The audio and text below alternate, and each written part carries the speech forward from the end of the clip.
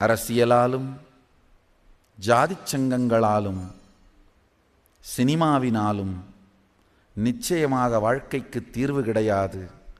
அவர்கள் உங்களை எங்கு கொண்டு சேர்த்திருக்கிறார்கள் என்று பாருங்கள்.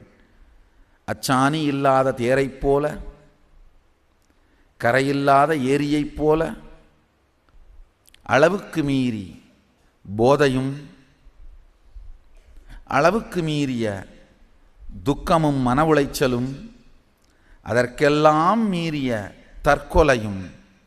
ஐயோ,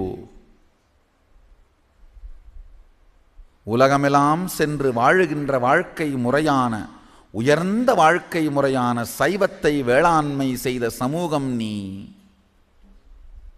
இன்றோ போதையின் வேதனையும் மன உளைச்சலின் பாதைகளும் தற்கொலையில் சென்று முடிகின்ற சமுதாயமாய் மாறிப்போனது. என்ன கொடுமை! இதற்கும் மேல் தாங்காது, உலகு தாங்காது.